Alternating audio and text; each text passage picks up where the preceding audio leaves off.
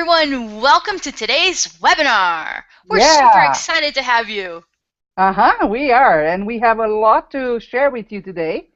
Uh, Yes. Full content. I advise you to get a piece of paper and a pen because you will want to write things down. We have a very structured process that we want to show you today, so don't forget to have something where you can write down. The biggest thing about having a live event is that you can really interact with us during the presentation, right? Because where else, what's the point? You could watch this later, but now during this time you have all freedom to interrupt us and talk to us and ask your questions. And actually, how do they do that? Well, just type in, there's a chat box on buzzboosterlive.com. Just type in your questions over there. We'll get them over here and we'll answer them. Yes.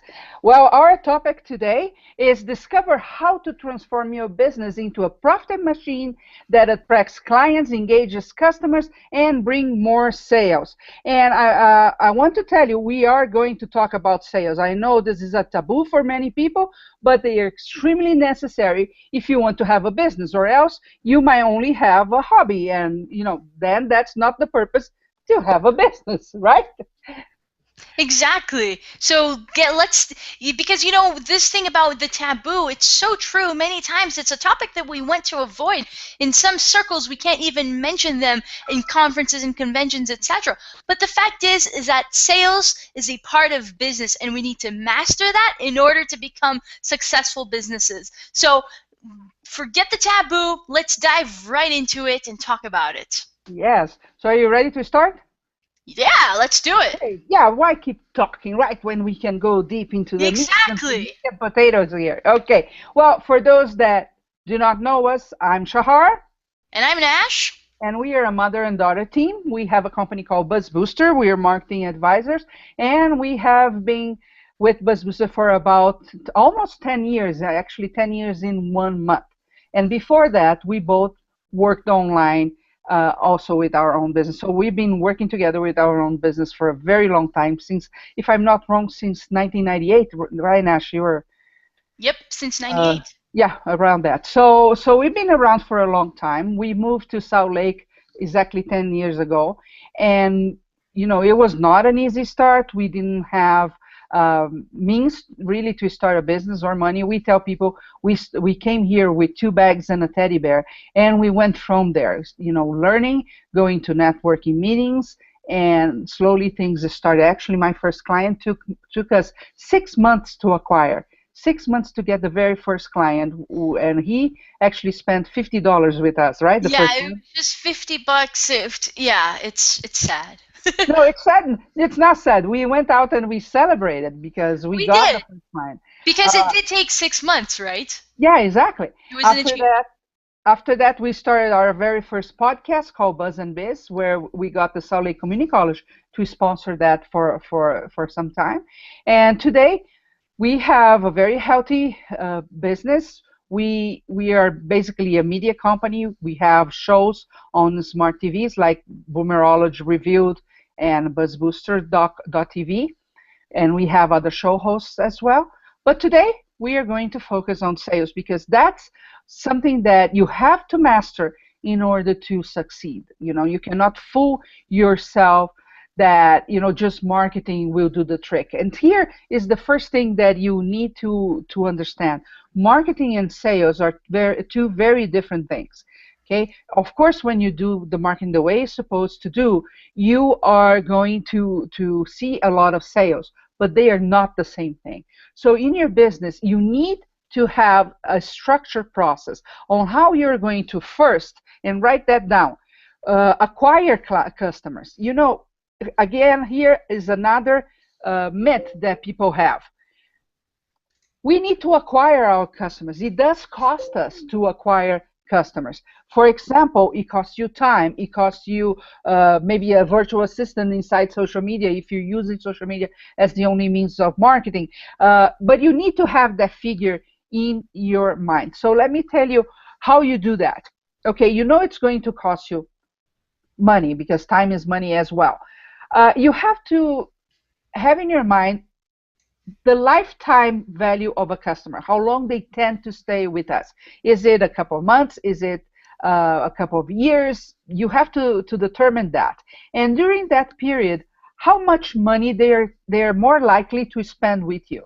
So if you're a consultant or a coach, for example, you know your fees, how much will that be at the end of a year or 2 years? That's the very first thing that you have to see. Once you know how much they are likely to spend with you over a period of time, you can then decide how much you will invest to acquire a customer. Okay, so let's suppose if a customer is worth $100 to you, how much can you spend in order to acquire that customer?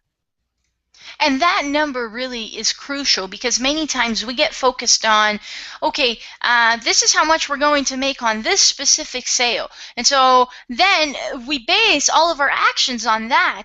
But that is short sighted. So, Mhm. knowing how much you're going to make in the lifetime of that customer allows you to create campaigns, to create strategies, to promote, to do whatever it is that you have to do. But it gives you that leeway to plan ahead. And you're not just working and focusing on that tiny little profit from that one sale that really might be very insignificant or might just be the starting point of how much you're going to end up making with that client once they're inside your pipeline.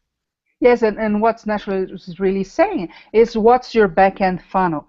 Because there is another concept that you have to write down that sometimes you will even lose money in order to acquire a customer because you know that you're not going to make a profit with that first sale, but you have other things that you're going to sell to them later. Okay, so what's your full funnel?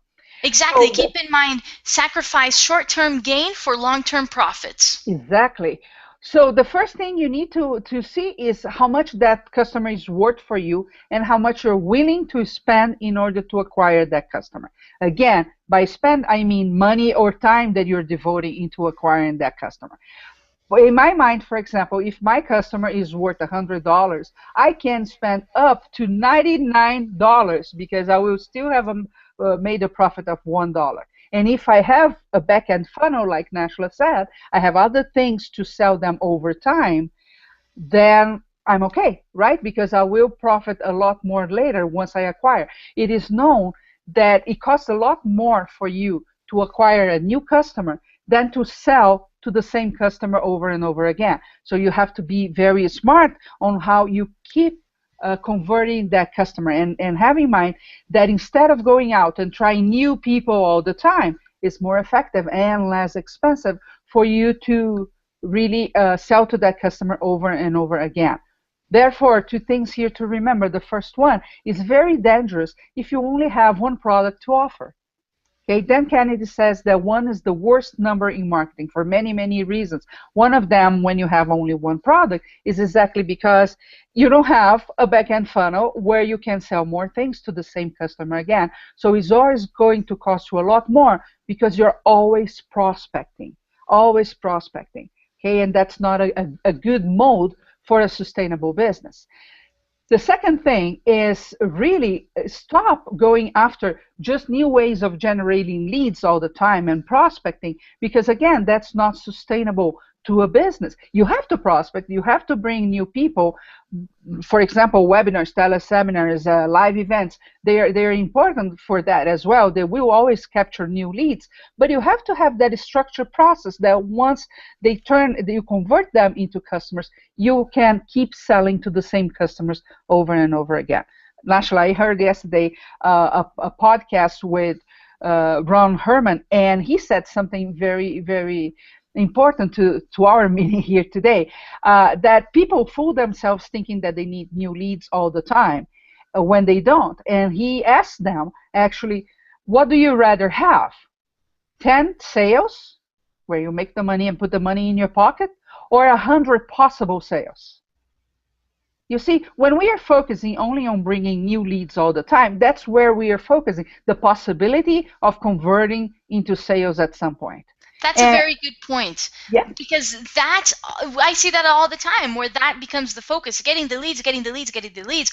What are you going to do once you have the leads or when you get that lead? It's almost like secondary when in reality it shouldn't be because Mhm. that's the sale.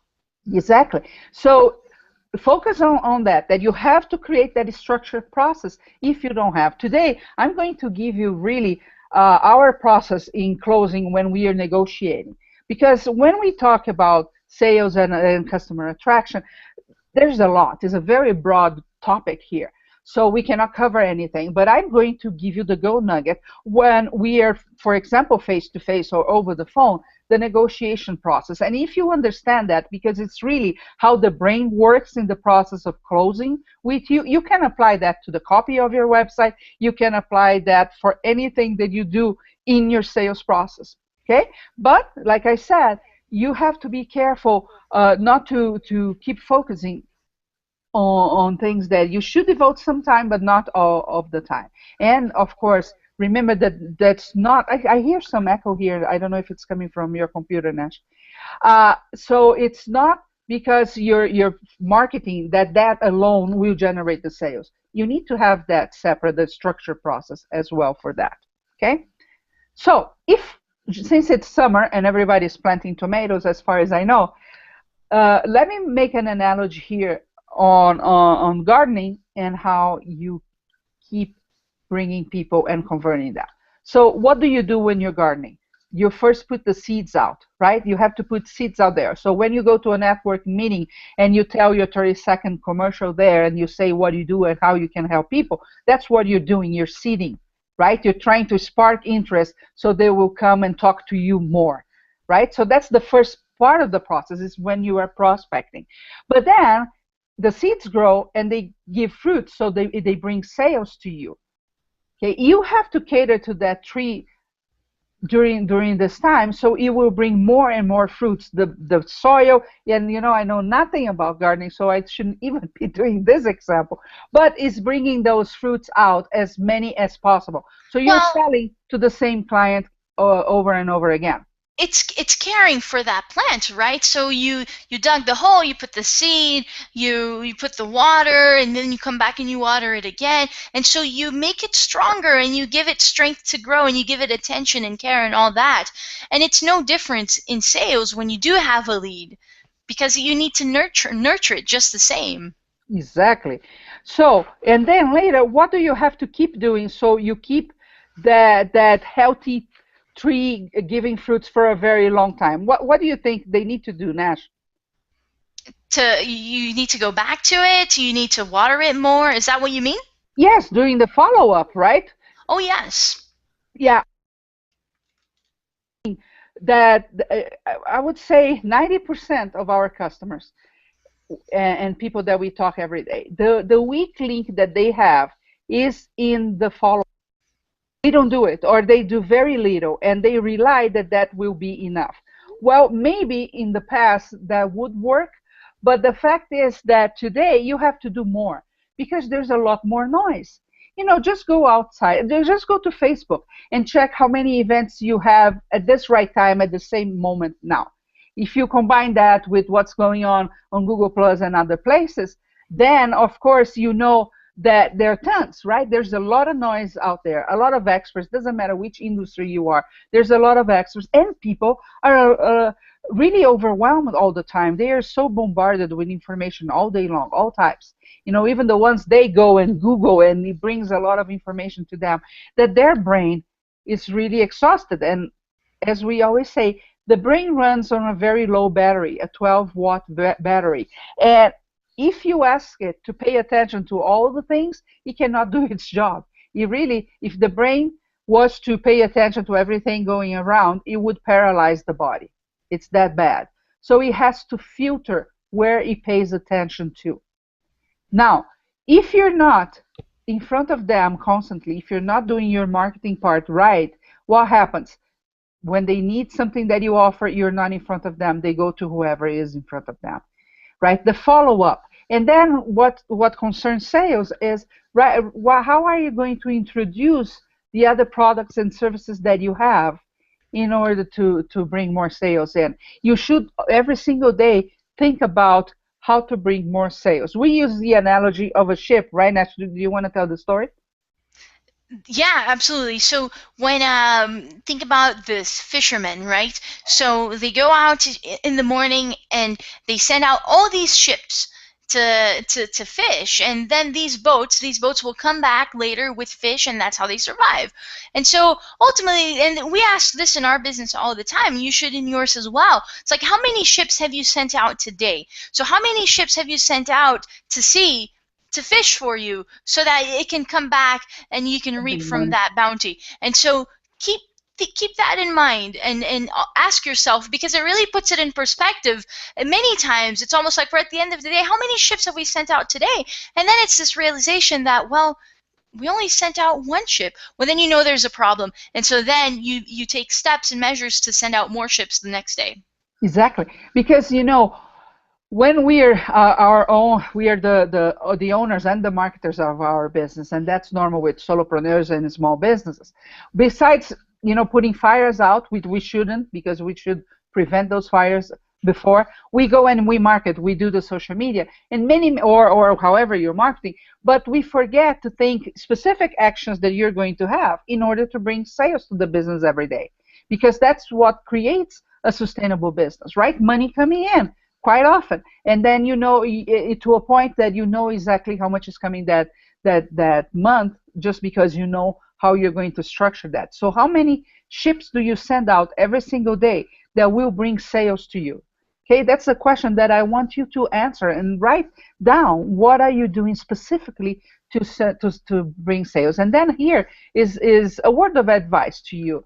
Don't rely only on sending emails every week, right? Because it's very easy for us and very comfortable, since we all have, we not all of us, but a lot of us have the barrier against sales, that we fool ourselves that just by sending a promo email every week or every 2 weeks, we are doing our job in sales. And then we are safe, right? Because we really don't have to face that fear.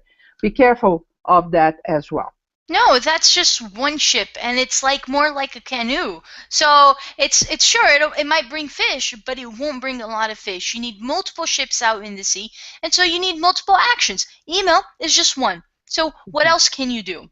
Yeah, and you will have to encompass more actions done offline as well. Okay, again, it's a foolish thing for you to think that you can do all your sales actions only based on online. You have to mix that, and you have to have some face time with people as well. Okay, because it's just another type of relationship, and actually a lot easier. And because it is easier, let's go dive into the negotiation process. That's when you're either face to face, you're talking to them on the phone. What are the things that you have to worry about and do every time you're negotiating? So, what we are going to see here is really the process of entering the mind of that prospect, right? Bringing them to us and facilitating the process of them making a decision towards purchasing our product or service. Okay? It's not manipulation, it's not anything unethical. It's just using the brain to facilitate the process. Have that brain working with us and not against us. Because, the same way that works with you, for example, if you go and think about car salespeople, I bet most of us have that perception that that is a very bad type of sales, because they are pushy, they're in your face, sometimes they are deceiving. Unfortunately, they still operate in that mode, but that doesn't have to be the way you operate. And sales need to become part of you, natural process of you leading. Uh, eh, you know, we like to listen to a guy out there that says that you're selling 100% of the time.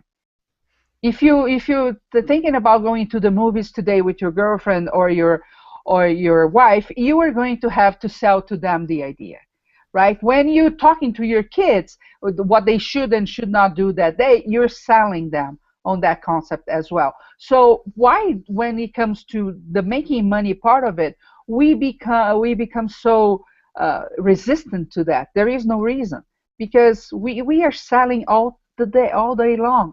I have a puppy, and I have to sell the puppy to come to me and do what I want right now, and that is a challenge, but it still is a sales, right? Do I work okay on that? Does it come to me or not? So Embrace the concept that you're a salesperson, even if it doesn't say so on your business card, because yes, ultimately you're selling. That's what you're doing all day long. You're selling, selling, selling. yes. Well, so let's dive into the process. So I think we got the idea around that you have to get over it if you have a problem selling whatsoever.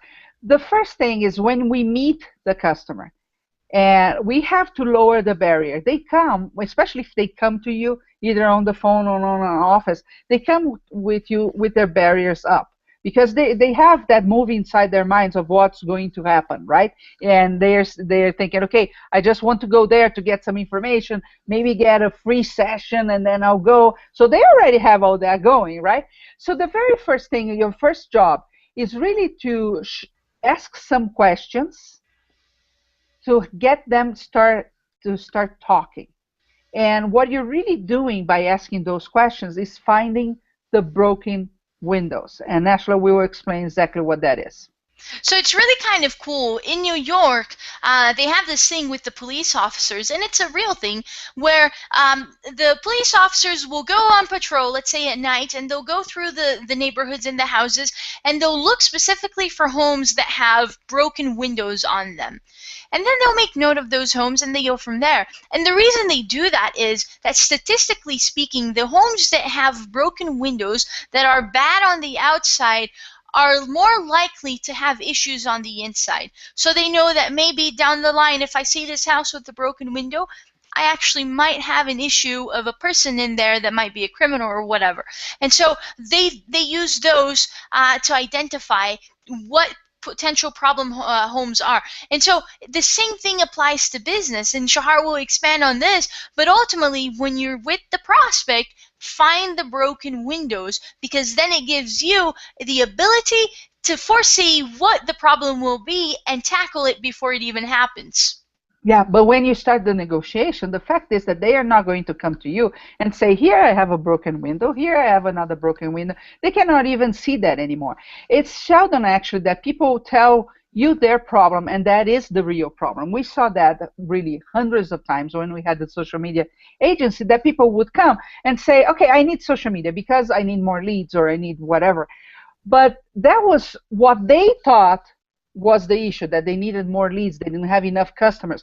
Very seldom that was the real problem. But by asking questions and talking to them, you kind of start seeing what the real problem is, because they start voicing things that will hint you that. Not only that, it also decreases anxiety. That's very important at this moment. You want them not to be anxious in front of you, but actually be comfortable. And because they have that thing going already in their mind, their barriers are all there. Another thing that you can do is you lead even before the meeting with a questionnaire. We use that a lot. And the reason behind that are twofold. One, you send them the questionnaire. We usually send even before we schedule the meeting. And there were some basic questions there that would give me more information about them so I could be ready when we were face to face, which is a great thing. But the key point here was that the moment I send the questionnaire, I'm shifting the relationship between the two of us. I stop being the person selling them on something, but they start asking, why are they sending me this questionnaire? Why are they asking me these questions? Maybe I'm not qualified. You know, all their insecurity and fear also surface here, and they start questioning. But that shifts the relationship. I stop being the salesperson, and that's a key point here, because now I will lower that barriers just with the questionnaire, even before I have them in front of me. And when they come, they're much more receptive. So it's a very simple thing that can be done in any business. It doesn't matter if you're in consulting, coaching, or carpet cleaning. You should have that, because you start. Another thing that it does is you start qualifying your prospects, because you're not going to sell to everyone, nor do you want any type of person to come to you and buy from you, because what you do is create a lot of nightmares in your business. You want the right type of customer, that you should have that defined ahead anyway. But by sending that questionnaire, you also start qualifying them by the questions that you ask. For example, they can lead to that. I have a training program where we have those samples there, and they have worked for us for many years, and they work beautifully. So your job is to start by finding where the broken windows are in that prospect by asking questions. When we go and start a sales process, we tend to speak too much. And I have either in the past I used to work with an entrepreneurial organization in Brazil, so I spoke all around the country. And to one specific company, I spoke to them in every single state in Brazil. It's a very large country, talking to sales forces. And it was just the same thing over and over again. You would get that salesperson that he needed to talk, and he needed to talk more and more and more, trying to convince people. We, especially today, we hate that kind of approach. It was bad 15 years ago. It's still very, very bad today. But, we tend to do that because our anxiety also increases at that moment, because we, after all, we want the money. But that's when we make the first and biggest mistake of the whole process. We should ask questions that would lead our prospects to tell us about their real problems, not the problems they think they have. Because usually the problem is not marketing, the problem is not leads. There's something else there, and they need to talk so you can see what that is. But also, what that does is start creating a connection on an emotional level. They're opening to you, they're trusting you, you're increasing the level of trust. So again, that sales relationship is shifting into something much more valuable. So find the broken windows. Don't forget all of these things, the emotional connections, the ability for you to see the problems that they're going to have, so that becomes your sales point as you're selling to them. All of those things that Shahar mentioned are so valuable and so crucial. But beyond that, what I really liked of what you said, Shahar, was it's not just the salesperson anymore, because everything shifts once you start doing that. It becomes more of a consulting sales, and then you're not that annoying salesperson that has the bad stigma. Yes. So once they start, opening and telling the real issues they are going through in their business, then comes the second step.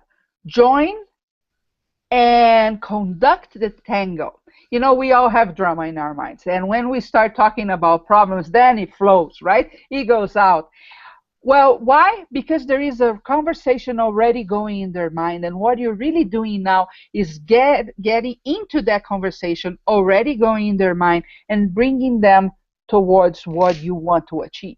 Okay, by that I mean you start creating what in psychology is called rapport, the points of connection, by telling them you understand what they are going through, or showing them other cases where you had the same scenario. So you go there in the conversation going on in their minds, and you grab that and you start bringing towards you by creating points of connection, emotional connection here. Something simple as if they're saying, "Oh, everything was going so fine, but now I'm totally broke and I don't know what happened," and you just say, "I know, I have been there many times." See, by just saying that, you created that point of connection that we are not so different whatsoever. And there are always points that you can create an emotional connection. Remember, we all sell to the heart first, right? And then comes the logical part. So you don't want to start saying, "This is what I can do for you, and this is how we are going to solve this" at this point. No, you Because want to join the tango. There's drama in it, right? And so look for that drama in that person. Look for the points of contention. Look for what's the trigger points, and then join them. Create that rapport so Mhm. that they know that you're on the same playing field. They know that you guys relate emotionally, Yes. and that creates a bigger trust And it between the two. starts really creating that relationship that you want to last actually for many years. You see, because you're showing them we are not so different. At the same time, if you pay attention, you're creating a choreography here. Like, okay, I understand where you're coming from. I've experienced this, or my clients have experienced this. Now let's start seeing the other side of the picture. That's when you conduct the dance. Okay, because now you're going to start talking to them about what can be done, And not that's bullet point 1, 2, 3, but the big picture. And that's a good point, because in tango, one person always leads, right? And Yeah. that person is you. So now that you've joined the tango and you're both dancing, now you lead. Yes. And when you're bringing them here to you and showing them the big picture, think about what they will become by working with you. And that's what I mean by big picture. You know, what's really going to happen as the end result in their lives. They might be coming to you because I don't know, maybe you do videos online and you're going to sell them a couple of videos on YouTube. Well, you're not talking about that. You're talking about what's really going to happen if they do that and they are consistent. What becomes of them and their company in the process? Okay, we tend to narrow down to the specific moment of what the specific thing that they are getting, when really we should always be focusing on the big picture, on the beauty of that tango that you were conducting now with them. Okay, so step number one, find the broken windows. Step number two, join and conduct the tango. And I hope you all at some point in your life saw a tango dance and how beautiful that is. It's very common in Argentina. Okay, number three, when you're now showing the big picture and showing how it is that it's going to be when you two work together, you want to incorporate mystery and rituals in the process. Okay, you can do that with whatever you do. If you are in a disaster recovery company, you can do that. If you're a coach, you can do that. It doesn't matter where it can be. What is that exactly? You have to show your prospect that you have a structured process behind that happens every time after they buy. A process that creates a structure. Okay, we need some value, some level of attention around their needs. If we tell them exactly everything that they're going to get, exactly how it is, and we focus on the deliverables, we take that anxiety out, and then we are less likely to close.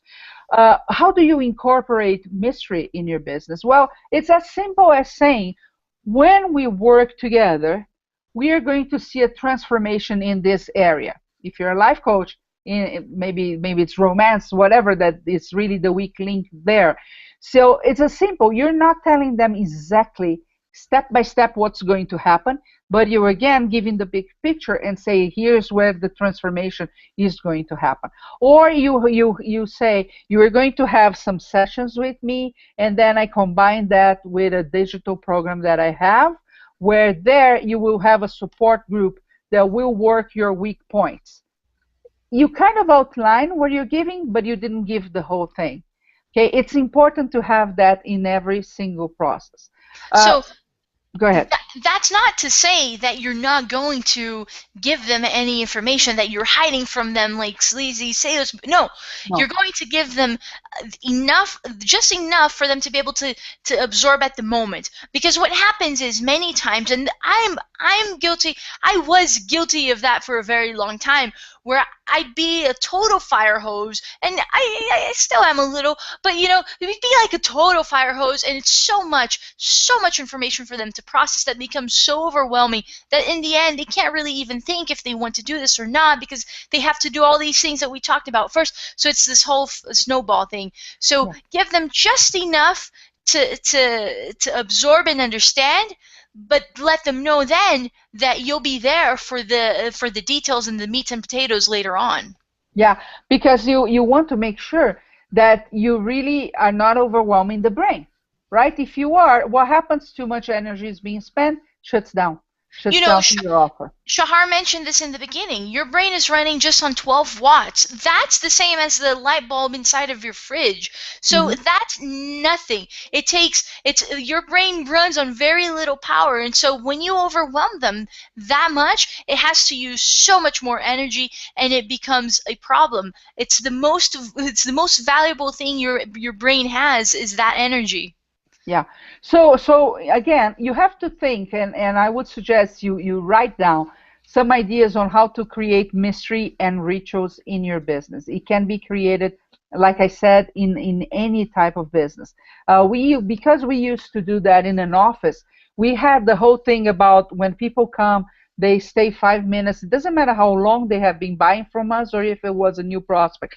I would allow them to be in what we call the star bus. That was the reception where they could get, coffee or chocolate or whatever. 5 minutes, because I wanted them to decompress and leave anxiety of whatever was happening in their business outside before they come talk to me. And we had this whole process about, for example, the process of scheduling a meeting. We had the questionnaire. That's a ritual. You had the questionnaire, and then they had to answer that, and then they would schedule the meeting. So the whole process had that. You have to think why churches keep people going to the churches, right? It's because they have a lot of mystery and rituals around the way, whatever, in whatever church you go, the way it happens every single Sunday or Saturday, the way the meetings go, they're all very, very structured. They all have happen in the same format, and there are always unanswered questions. The brain cannot cope with an unanswered question, so they tend to stick with you when there are some answer questions that you don't answer.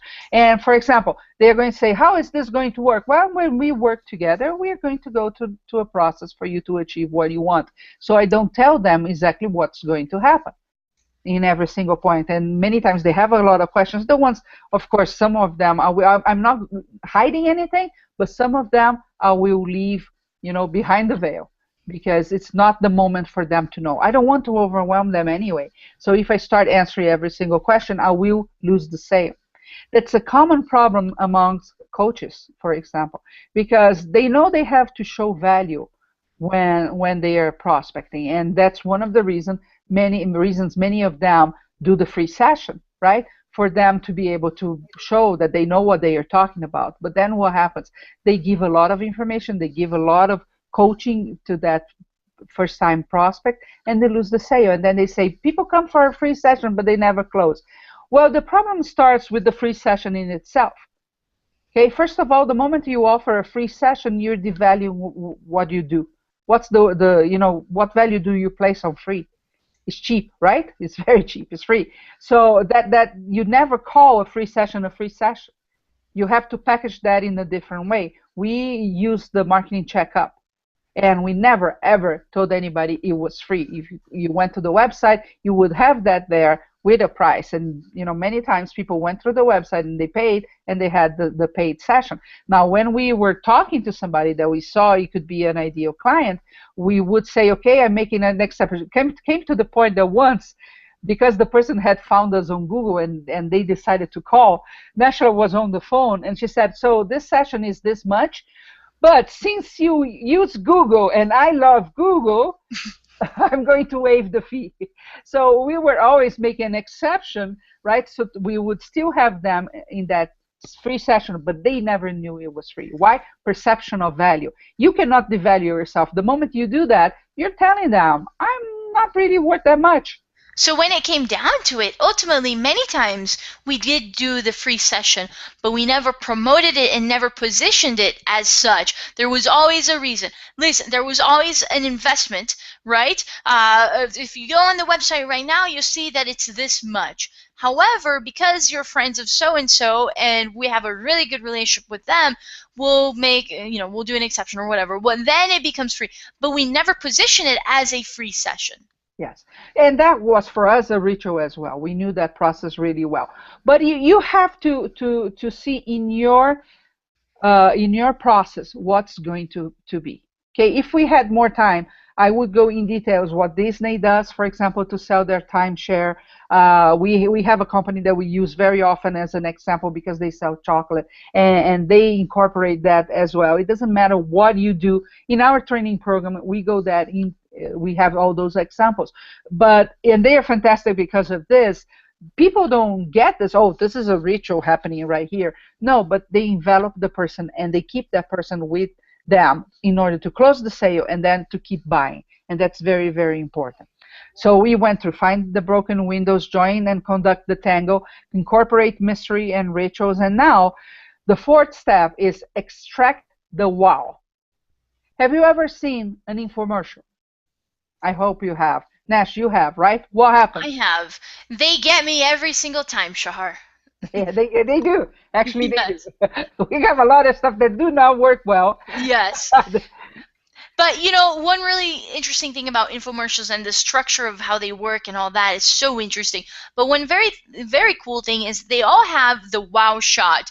It's the one shot in that entire commercial that is meant to make the user go wow. And ultimately that's the shot that will convince the user to make that decision. I have to have this. So it's like if you watch infomercials of the Mighty Putty. You know, there's that one scene where he has the Mighty Putty and he's pulling these semi trucks just with the Mighty Putty. That's a wow shot. Or with the I remember when I was younger and I used to see the infomercials of the sleep of the bed of the foam bed. I forgot what it's called, but you would see the person with the glass of wine on the bed, and it's a with like white uh, bed sheets, and then you'd see the husband jumping up and down on the bed, and the wine is just standing there, and it's not spilling. That's you watch that and you go, wow, that's ultimately the scene that will make you say, I want this.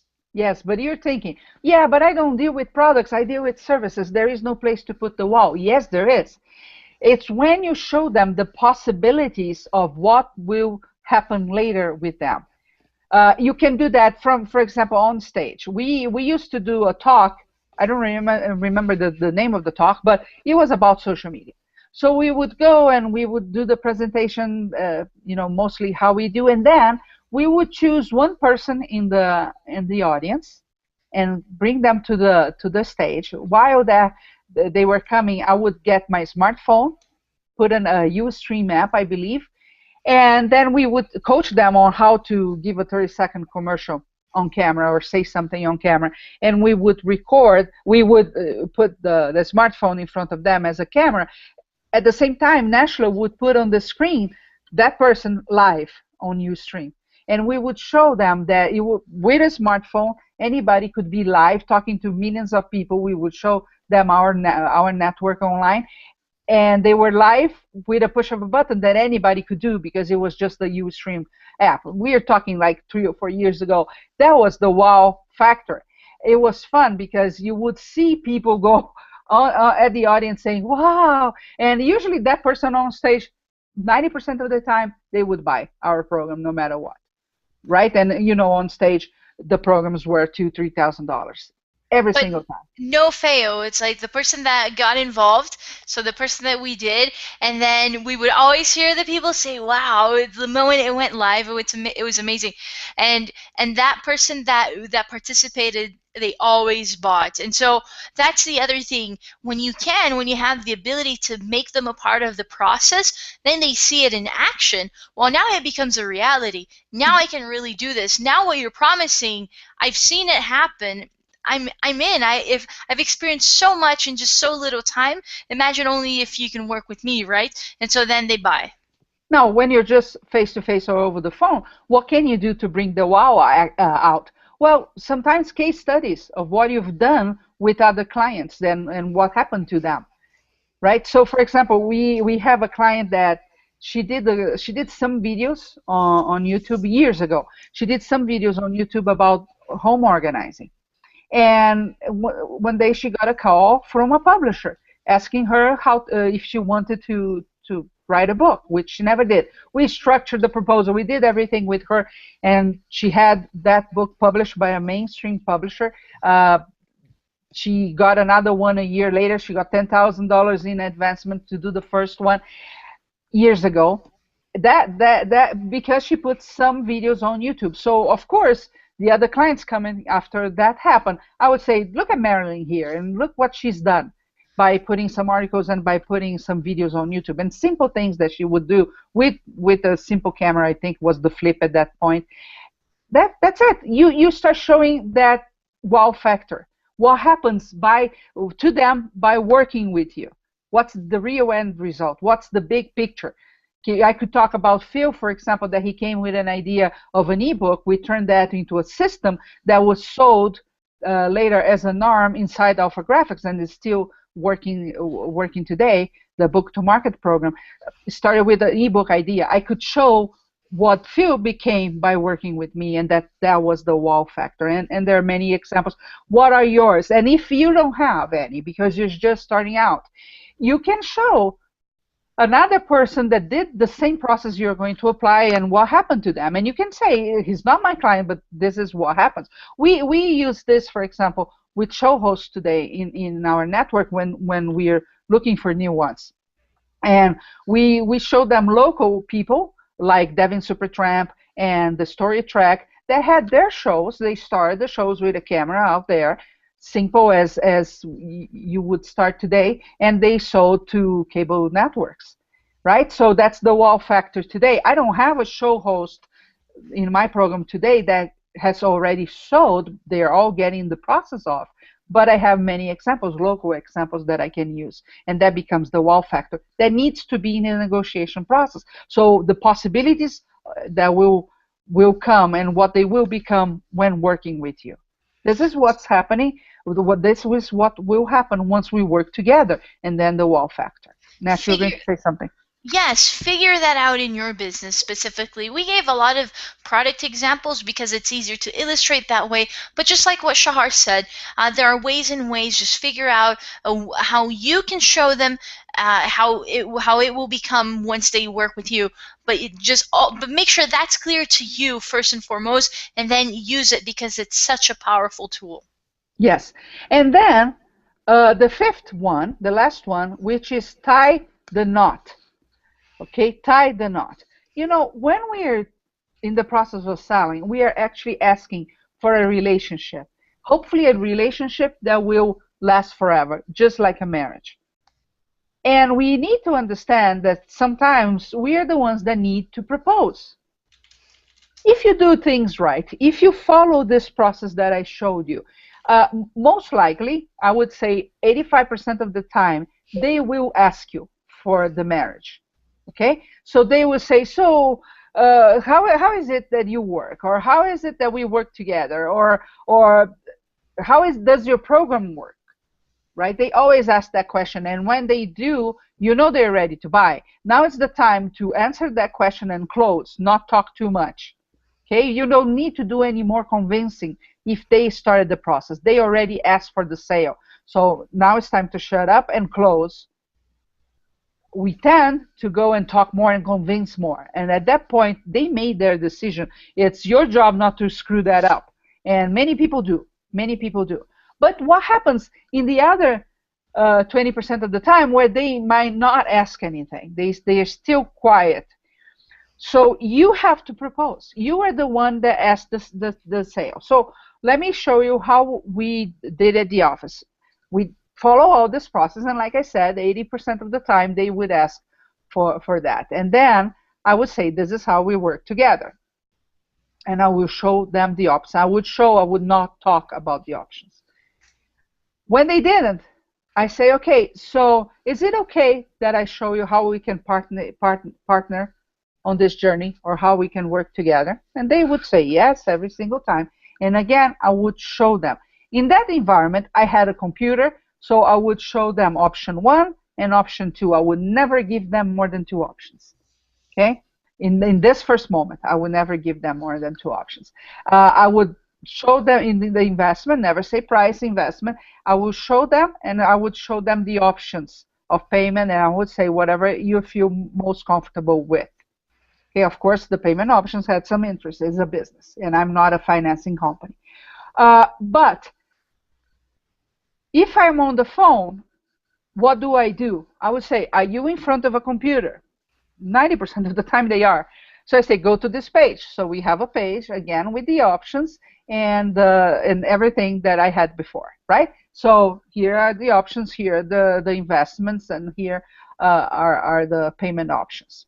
Okay, every time. I avoid talking numbers. It's just like, in high-level negotiation where people pass the paper with the proposal, the number, always closed, and the other person sees. It's kind of like that mystery around it, right? Mystery. It's not, oh, this is how much I charge. I charge this much an hour. We don't charge by the hour anyway, and neither should you. But I don't devalue the process. I create mystery and value around it all the time. But if they don't ask for the sale, I will. I will propose. But I have in mind that this is going to be a partnership from the beginning regardless of the amount they are spending on the first sale. Because again, going back to the beginning, I know how much a customer is worth for me during a period of time. I know how much they tend to spend. So I know that it doesn't really matter the first sale because I will be able to sell them over and over and over again during hopefully many years. You have to do the same. It's a partnership. It's not to make the sale and get it done because that will not create the level of trust that you need in order to keep that client for a very long time. And that should be really the main reason. It's not to make the sale right now. I mean, it's lovely, right? But if it's going to be in a way that doesn't create a real relationship, like in a marriage, there is no point in existing. So I get that money, and that will become an issue later, problems, because you attract the wrong kind of people as well. So always have in your mind that is a partnership from the beginning. We are going to be together for a very long time, and there's got to be trust, right? There's nothing worse in any type of relationship when the trust is broken. You don't like that in marriage, you don't like that in business as well. So that needs to be clear. And that needs to be also clear on how you work. It's important then in this process that you kind of outline a little bit how you work. This is how it's going to happen. We'll have a number of meetings. The number of meetings are irrelevant. And you have to come to my office, you have to call me, whatever the rules, but you kind of put the structure there as well. Very light in the sense of not taking too much time. So again, how do we work together is the phrase you're going for if they start the process, but it's your phrase if they don't start the process. You say, so this is how we can work together. Always work on presumptive assumptions, meaning you always assume that they are going to buy no matter what. So So ultimately, like in that case, so let me show you how we will work together. This is how we will work together. You're assuming that we will work together. It's not if or when or how. It's when we will work together. Or when we work we work together. together, yes. So you're assuming it's already happening and it's going to happen. Never if we work together, things like that. Let me show you how we are going to work together. You're assuming that they already bought. And one more thing, never judge your prospect. We tend to think that because they're saying no on the first moment, they have some objections that they don't have money to buy or they don't want to buy or whatever it is. Don't judge them, especially in the money part, because we tend to think we're too expensive for them and they don't have the money, or maybe I network in a place that doesn't bring the best kind of people with the money, and we always make price be Or you have this the main thing, objection. oh, this person never invests in anything, or oh, they don't have money. You just assume. You don't know. You're just looking at them and judging. But don't do that because many times it surprises you. And so let them be the judges of whether or not they have the money to invest in you. And how they are going to pay and everything. Allow them to figure out. It's not your job to do that. It's their job. So, you show them the investment and you show if there are options, you show the options and shut up. And here is the most valuable advice I can give you. Once you show the options, shut up and don't break that silence. Allow them to break the silence. Why, Shahar? Tell It's, us. it's a basic thing in negotiation, but whoever breaks the silence is the weakest link. And at this moment is what you're looking for. If you break the silence, you are going to start convincing and losing the sale in the first place. When they break the silence, they usually have a question. It's not like old sales strategy, the objections, it's just a question they are considering and they need to connect some dots, and then it's your job to answer them. At the office, because we had, structured in every single detail, on the left side of me, there was a wall full of pictures of past and existing clients, all smiling, of course. And it was interesting because they would look to the right in the computer where the screen was with the options and well, the deliverables. They would look at that, and while making the decision, they would always, like 100% of the time, look at the pictures. You see, we are talking on an emotional level, and he's looking for validation of the decision that he's about to make. that's not the moment for me to be talking. You see, so it's very important. And on the phone is, of course, today we don't need to have the pictures or anything. But again, I show the options and I shut up. It's extremely uncomfortable. Pauses are very uncomfortable. The person that breaks the silence is not in control, and you want to be in control, so you don't break the silence. So if we did a pause right now, and you're checking your email and you're posting on Facebook at the same time that you're listening to this, what would happen? You will click on the tab to see what's going on. Is there a problem? Do I lost my connection? Is it over? I think I was paying attention, right? You would have to take an action at that moment. You see? Extremely important part of negotiation, and we tend to get overly excited because it looks like we are going to close a sale, and we forget this. Okay, you're doing this because it's uncomfortable. They will break the silence, and they also have the time to connect the dots. And if there's something that is not connected, they will post that out as a question that you can answer and solve. And then, of course, after that, so they ask whatever question. It doesn't matter the question, and then you say, so what is the best option for you, number one or number two? Again, presumptive assumption that they are going to buy, and now all they have to ask, all they have to answer is one or two. And if it's payment, if it's money, the thing, so which option? And say, oh, I think I can go with 2 times of this much. Okay, presumptive assumption leading to the sale. And you don't give them, oh, so are you ready to work together? No, you don't want the yes or no question here, and you want them to make a choice, and you have the brain now finalize. Cool? I hope it is. There is a lot to it, not only in the negotiation part, but in the whole sales process. You have to structure that, and yes, it does take some work, but it's the fun kind of work, because you can see what you can do.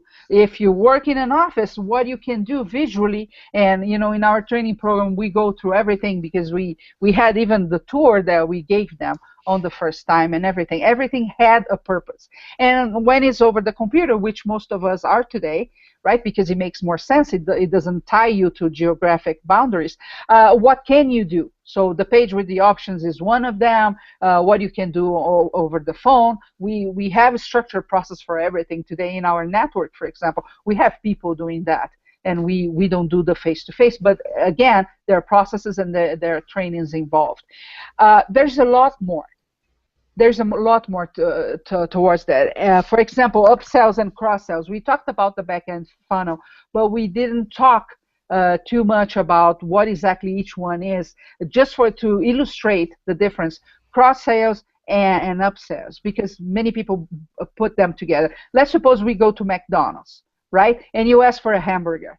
And what do you hear next? Would you like fries with that? That's a cross-sale. Why? Because it's something with affinity to the hamburger that they go together well, right? But then you say, okay, I want a hamburger. Would you like fries with that? Yes, I would. And also give me a Diet Coke. Would you like the large size for just $1? That's an upsell. You see the difference? So you need to know these things in order to create things in your company that you can offer to existing customers. So you increase the size of a transaction, and you keep selling to them over and over again, hopefully for many years. We are very fortunate that we have several clients with us that have been already for 7 or 8 years with us. And we even have testimonials, them on video, saying they buy whatever we put out. That's the ideal situation you want for your business as well. But you need he takes from you the desire really to understand and learn more about sales, and embracing that. Like I said, you wake up in the morning, you're already selling. So why, when it comes to your business, you put that barrier there, and you even avoid talking about it? It's beautiful. It's what makes your business grow. But you need to understand, and you need to devote the time to learn more about it so you can implement. Because once you know, you go there, and then you just create. And it's the fun part. Sorry, Nash, but it's the fun part. because then you say, okay, I could put pictures here, or I could use this case study over the phone, or so it's actually a very fun process, Nash. That's exactly it. It is a very fun process, but you need to first and foremost commit to embracing the salesperson within, and in every action that you do, remember that you're selling. Going back just a little, Shahar, to what you were saying about cross-selling and upselling.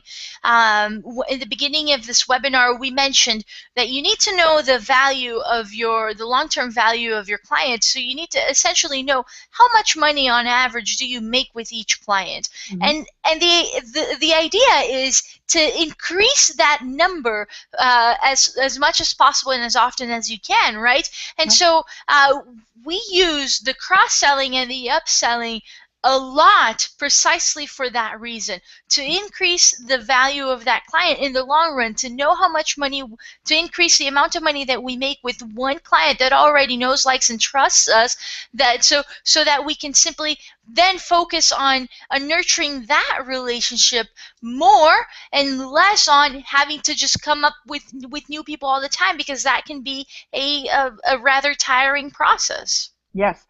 So as you can see, it's a broad topic, and you really need to educate yourself into this so you can implement all this. Not only the negotiation, the negotiation is a crucial part, and I gave you that, but there are all those other things, price elasticity and everything related to sales that you need to know. And here is exactly how we are going to partner and work together.